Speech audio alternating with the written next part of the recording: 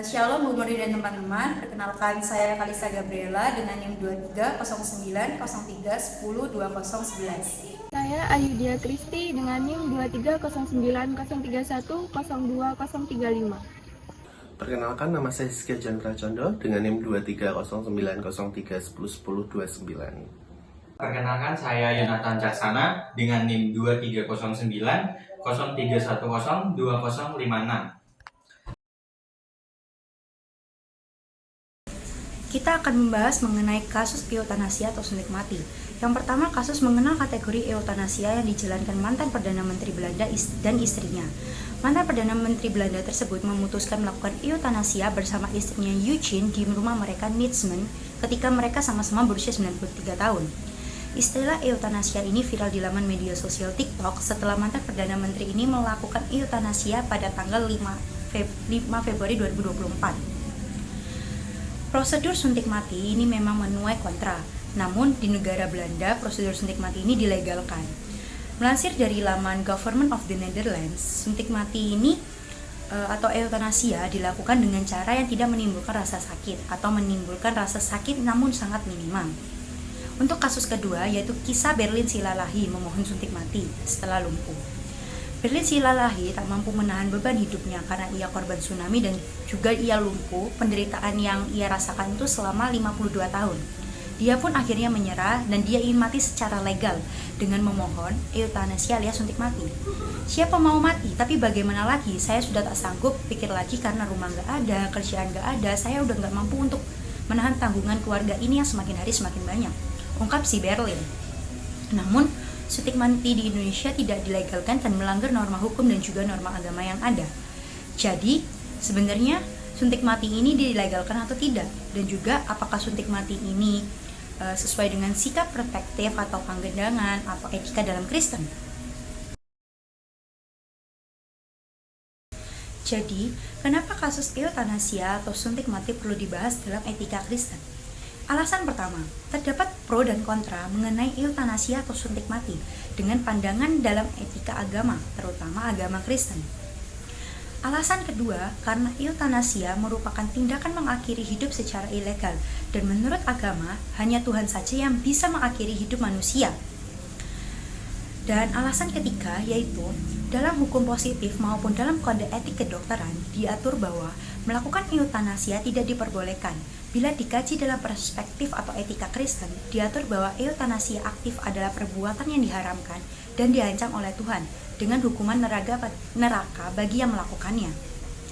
Dan alasan yang terakhir, kami ingin lebih meluruskan lagi mengenai suntik mati dengan pandangan atau etika di dalam Kristen. Definisi dari eutanasia adalah sebuah penyebab kematian manusia secara langsung, yang secara moral tidak dapat diterima dari perspektif etika Kristen, karena hal ini menolak kedaulatan Allah atas hidup manusia. Di Kejadian 1 ayat 26-27 dan Mazmur 24 ayat 1, manusia diciptakan menurut gambar dan rupa Allah. Jenis-jenis eutanasia. Yang pertama, eutanasia sukarela atau volunteer. Secara sadar, sang pengidap penyakit meminta untuk suntik mati berdasarkan keinginan pribadi, bukan dari paksaan ataupun pengaruh orang lain. Yang kedua ialah eutanasia non-sukarela atau non-volunteer, yaitu keputusan suntik mati yang dibuat berdasarkan kesepakatan keluarga karena pengidap sedang menempuh eutanasia non-sukarela ketika ia benar-benar tidak menyadarkan diri atau lumpuh secara permanen. Yang ketiga, eutanasia involunteer, yaitu kondisi saat pengidap bisa membuat keputusan tapi tidak mau melakukannya. Dengan kata lain, ia masih ingin hidup dan berjuang melawan penyakitnya. Yang keempat, eutanasia aktif, seperti tenaga medis yang memberi obat dalam dosis tinggi. Yang kelima, eutanasia pasif, dengan tenaga medis menghentikan atau membatasi perawatan yang dibutuhkan untuk bertahan hidup. Penyebab eutanasia dalam kasus mengenal kategori eutanasia yang dijalani ex-PM Belanda dan istrinya dan nelayan Aceh mengajukan permohonan suntik mati. Dalam kasus pertama tersebut, penyebab dikarenakan kondisi kesehatan Van Aert dan istrinya memang terus menurun selama beberapa waktu, sebelum kemudian memilih meninggal bersama. Van Aert memiliki riwayat pendarahan otak, sedangkan istrinya tidak bisa hidup tanpa sang suami. Sehingga Mereka berdua memilih suntik mati. Hal ini termasuk dalam jenis eutanasia sukarela atau voluntari. Pada kasus yang kedua ini disebabkan oleh penderitaan atas rasa sakit dan kondisi hidup yang memprihatinkan. Selama bertahun-tahun, mereka mengalami lumpuh dan terkena bencana alam tsunami, serta kondisi ekonomi yang sangat buruk. Untuk hari-harinya, ia hanya bisa berharap makan dari pemberian tetangga saja. Secara umum, etika Kristen berarti suatu pertimbangan tingkah laku individu terhadap Tuhan Allah dan sesama. Namun, dalam etika Kristen bukan hanya tingkah laku. Dibahas tentang hasrat tingkah laku atau tindakan orang tersebut juga. Misal, apa latar belakang tingkah laku tersebut, apa motivasi tingkah laku tersebut. Dan norma untuk penilaian sebuah hasrat adalah ucapan Tuhan Yesus dalam Matius 5 ayat 7. Bagaimana pandangan agama Kristen tentang eutanasia? Pandangan Kristen terhadap eutanasia atau suntik mati bertentangan dengan kedaulatan Allah atas kehidupan. Eutanasia adalah sebuah penyebab kematian manusia secara langsung yang secara moral tidak dapat diterima dari perspektif etika Kristen karena hal ini menolak kedaulatan Allah atas hidup manusia. Bagi orang Kristen, dasar pertimbangan untuk menyatakan setuju atau tidak setuju terhadap praktik eutanasia bukanlah atas dasar moral, hukum, tradisi, dan budaya. Bukan juga berdasarkan pertimbangan subjektif dari dokter, keluarga, ataupun pasien sendiri. Dasar pertimbangan untuk menentukan setuju atau tidak setuju adalah apa kata firman Tuhan. Alkitablah yang menjadi dasar pertimbangan.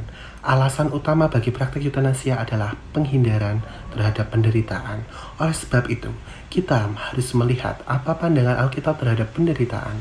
Sejak awal, agama Kristen selalu berpusat pada harapan akan kehidupan setelah kematian. Penanganan dalam kasus yang pertama. Penanganan yang dilakukan adalah mengabulkan apa yang diminta oleh pemohon secara eutanasia legal di Belanda. Namun, tentu saja tidak sesuai dengan sikap, perspektif, dan etika agama Kristen.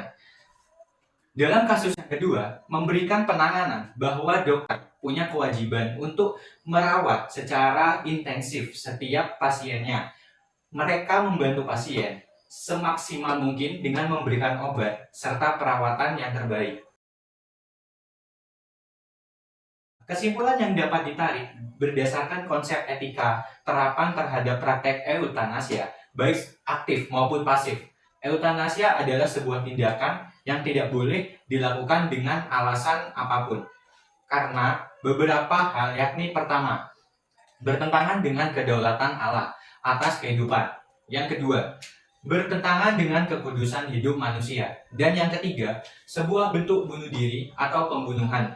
Alkitab dengan jelas memberikan kesaksian bahwa penderitaan merupakan bagian dari kehidupan Tuhan Yesus. Itu sendiri mengalami penderitaan, bahkan penderitaan yang sangat luar biasa.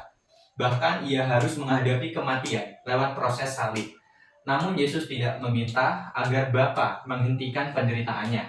Yesus juga tidak meminta untuk mati dengan cepat, tetapi ia setia menjalani penderitaannya. Penderitaan menurut Alkitab tidak melulu berkonotasi negatif, tetapi juga berkonotasi positif. Sekian video presentasi dari kelompok kami. Terima kasih atas atensi teman-teman dan Ibu Murni selama video presentasi. Kurang lebihnya mohon maaf. Shalom, Tuhan memberkati.